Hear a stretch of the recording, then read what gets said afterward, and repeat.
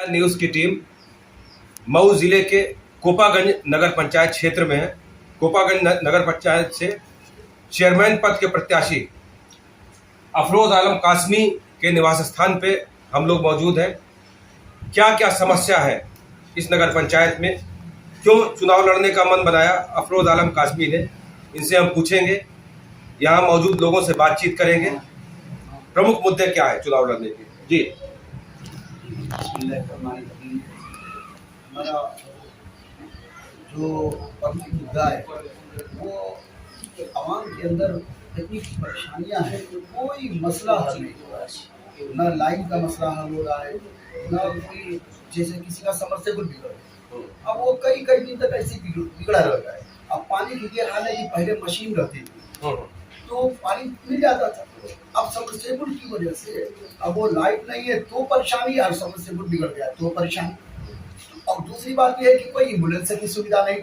रात बिरात कोई आदमी अगर बेचारा बीमार पड़ जाए, हार्ट हो जाए, या हमारी माँ बहन कोई उसकी पैदाइश होने वाली है, उसका कोई इंतजाम एम्बुलेंस का नहीं था। उसके अलावा सब खसूसी तौर पर खून का बहुत बड़ा मसला था।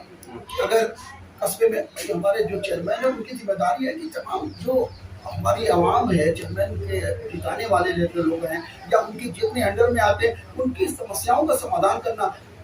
ऐसे लोगों को मैं जानता हूँ कि खून के बगैर उनके बच्चे तड़प तड़प करके मरे, बहू तड़प तड़प कर मरी है, मतलब खून का व्यवस्था नहीं हुआ। तो इन सब कमियों को देखते, रास्ता नाली वगैरह का तो मैं क्या बताऊँ कितनी हाल खराब थी। तो इन सब चीजों को सामने रख करके मैंने फैसला किया कि मुझे लड़ करके उस मकाम पर पहुंचना है ताकि इन तमाम समस्याओं का समाधान कर सके।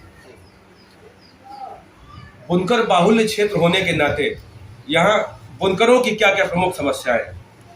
देखिए, बुनकरों की सबसे बड़ी समस्या है बिजली। बिजली की बहुत बड़ी समस्या है। सेमरी से हमारे माननीय आदित्यनाथ योगी जी लाइट जो देते हैं, तार जर्जर होने की वजह से, ट्रांसफार्मर के अंदर कमजोरी खराबी होने की वजह से तार टूट गया, ट्रांसफार्मर बिगड़ गया, फ्यूज उड़ गया, न्यूट्रल टूट गया, कोई इंतजाम नहीं। जिसकी वजह से अगर हमारे मुख्यमंत्री जी हमको 18 से 22 घंटा तक लाइट देते हैं, मगर यहाँ के बुनकर कभी 8 घंटा पाते हैं, कभी 10 घंटा।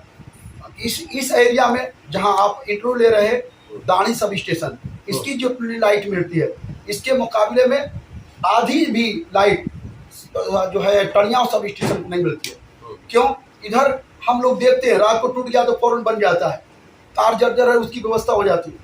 तो हमने सोचा कि जब हम चेयरमैन पद के प्रत्याशी हो बन करके हम चेयरमैन जीत जाएंगे तो हम जो है टणियाओं का जो सब स्टेशन है वहाँ के भी, जैसे इधर के हमने मेहनत करके कोशिश करके इंतजाम किया कि पूरी लाइन जो हमारे सेमरी से मिल रही इधर मिल रही है वो उधर भी, यानी टणियाओं सब स्टेशन में भी जो बाजितपुरा आता है, चंदनपुरा आता है, फद्दनपुरा, शिवपुर गाड़ा, भत्सा मानोपुर, नयापुरा, उधर भी ऐसे ही लाइन मिले जैसे हमारी तरफ मिल रही है, वैसे ही नयापुरा वगैरह पर भी लाइन मिले। एक समस्या बिजली की जो है उसमें चंदा बेचारे करते हैं। आपको बता दूं 2000 रुपया वो लेकर आए, अब वो चंदा दें, माँ की दवा लाएं, ट्रांसफार्मर बनवाएं, तार जोड़वाएं, क्या करें। तो हमने सोचा कि खास तौर से पहले नंबर पर हम पूरे कस्बे के जितने भी ट्रांसफार्मर हैं उसमें कोई भी खराबी होगी निःशुल्क सेवा करेंगे, बगैर पैसे का मुफ्त खिदमत करेंगे और उनकी समस्या जो बिजली लाइन की है उसको पूरे तौर पर मुकम्मल तौर पर दूर करने की कोशिश करेंगे।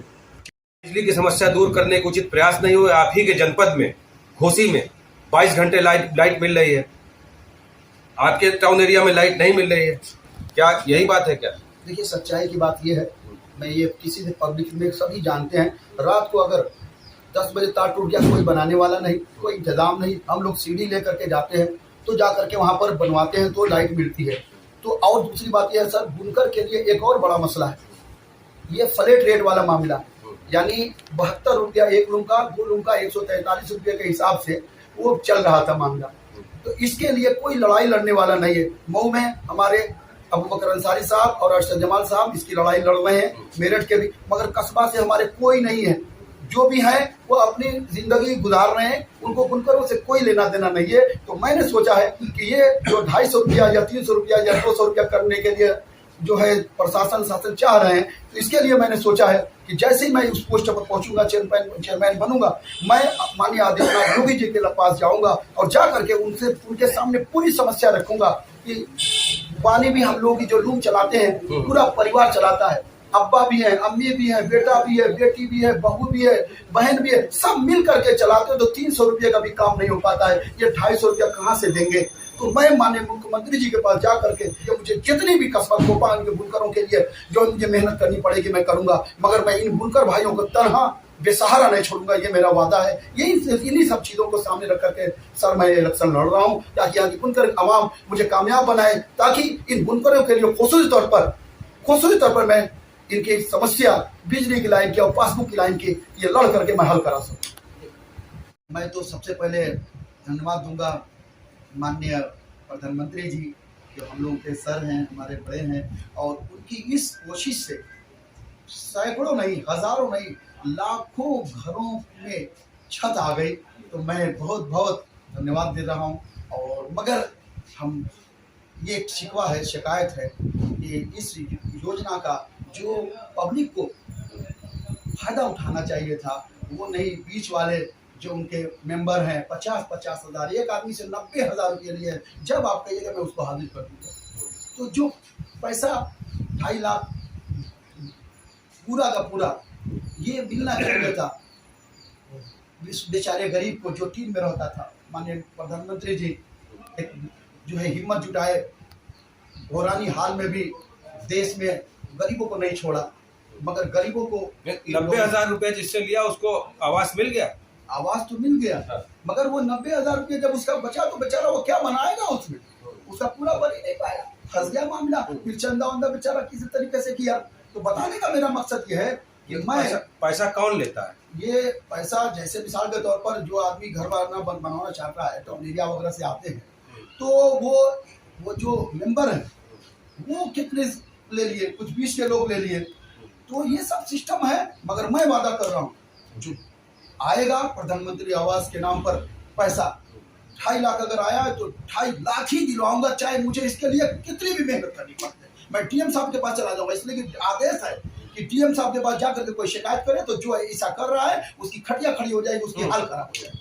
ये मुझे पता है, मगर पावर नहीं था। अब मुझे यहाँ की आवाम पावर दे रही है। मैं जर्मनी जीत करके मैं ये जितने लोगों का आवास पिछला भरा गया है या आगे भरा जाएगा, मैं उनको पूरा 2.5 लाख रुपया जो भी ऊपर से आएगा उसमें 2,49,999 रुपया भी नहीं, पूरा का पूरा 2,50,000 रुपया दिलवाऊंगा। ये मेरा संकल्प है, मेरा वादा है।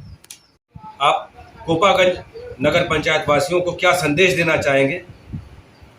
मैं यही संदेश देना चाहूँगा कि 5 साल में ये इलेक्शन आता है, आप अपने ज़मीर को, अपनी आत्मा को चंद पैसों पर न बेचें।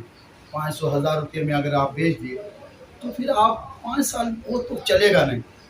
आपको काम वाला आदमी इनमें से चुनना है। जो हमारा ये संकल्प है, थोड़ा इधर शिक्षा कर देता, ये उस संकल्प को अगर कोई पूरा कर रहा है तो मैं नहीं कहूँगा आप उन्हें छोड़, मगर अगर नहीं पूरा कर रहा है तो 5 साल ये मेरा संकल्प है। मैं पढ़ करके अगर कहें तो सुना दूं बस मुख्तसर में। एक कोपा जो टाउन एरिया में तमाम ट्रांसफार्मर और तार की किसी भी खराबी में आवाम का कोई पैसा नहीं लगेगा, सारा खर्चा हमारा होगा। एक पहला टाउन एरिया में जहां भी एम्बुलेंस खड़ी हो सके, शाम 6 बजे से सुबह 6 बजे तक मऊ जिले के किसी भी अस्पताल जाने के लिए खड़ी रहेगी। यह भी खिदमत मुफ्त रहेगी, निःशुल्क रहेगी। ब्लड बैंक में ज़रूरतमंदों के लिए खून हर वक्त मौजूद रहेगा, ये खिदमत भी मुफ्त रहेगी। पासबुक भर जाने या किसी भी किस्म की परेशानी में हम हमेशा आप लोगों की समस्या को समाधान कराने के लिए हर मुमकिन प्रयास करेंगे, मदद करेंगे। उसके अलावा समरसेबुल के आसपास मुनासिब जगह देख करके हम या उनके घरों में जो गरीब है, पानी की टंकी नहीं है, हम हर हाल में पानी का इंतजाम करेंगे कि वो लाइन कटने के बाद भी उनको पानी मिलता रहे।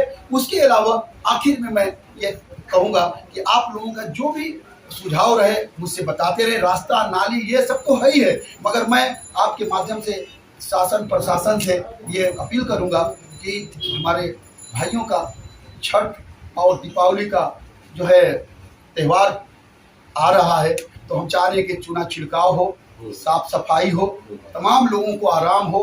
मैं खुद जा करके वहाँ निगरानी करूँगा, देखूंगा कोई दिक्कत न हो। मगर एक चीज़ मैं ज़रूर कहूँगा, इस त्यौहार को हिंदू मुस्लिम एकता की एक मिसाल बना करके ऐसे प्यार से गुजारा जाए कि हर एक घर में खुशी आ जाए। चूँकि दीपावली एक खुशी का त्यौहार होता है, तो मैं यही कहूँगा कि तमाम हमारे हिंदू भाई जितने हैं और मुसलमान भाई सबको दीपावली और छठ की बहुत बहुत बधाई। एक आखिर में कहूँगा मैं कि आप एक बार हमको मौका दें, काम के नाम पर वोट दें, ये गुरु बंदी तोड़ दें।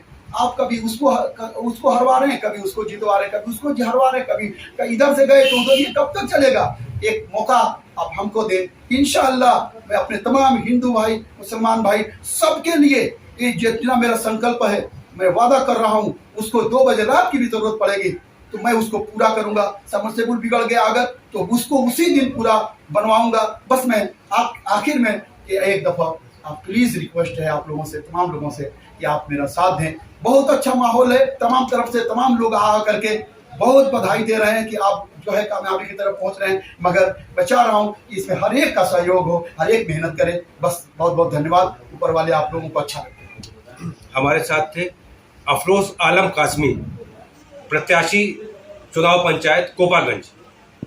मोहम्मद आमिर के साथ कैमरामैन रंजू विश्वकर्मा।